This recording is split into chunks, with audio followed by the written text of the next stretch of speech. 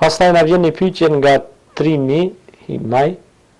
Hoxhin nderuar thot kisha dashur me ditë më shumë rreth bidateve, llojet e bidateve, kategoritë e tjera, Allah ju shpërbleft.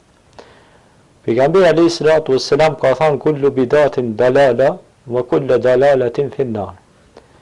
Çdo bidat çon humje, e humja normal që të shpijen në zjarr, zotëruna. Bidat janë gjëra që shpiken fundamentet themelore të islamit, në kushtet të imanit ose në kushtet të islamit, kur shpik edhe në gjet diçka çka s'është, atëra është shpikje e ndalueshme, bidat pra. Risi e ndalueshme. E sa i takon risisë në teknologji, në zhvillimet jetësore, ato nuk janë ndalueshme, që janë që i shërbejnë njerëzve. Kurse me shpik, për shembull me thonë që shtyllat e islamit janë 6, kur ato janë 5, ose me thonë shtyllat e imanit janë 7, kur ato janë 6, me zbulu edhe me shpik gjana me ngjit diçka çka s'është, është bidat. Bidat i pafalshëm.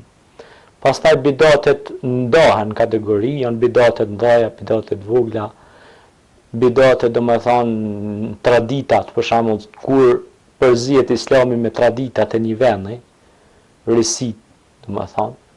Duhet me pas kujdes pra me ditë me i dallu këto gjana, dhe lutja Allahun xhaleshanu të na ruaj nga bidatet dhe devijimet dhe shirkijatet, do me thonë, sepse kush bën shirk, ne e dim që Zoti na ruaj të ka dënimin e dhëmshëm. Allahu thot Kur'an: "Wa abudullaha wa la tushriku bihi shay'an." Adhuroni Zotin, mos i bëni shok ortak atij. Allahu është një dhe ne duhet besu atij.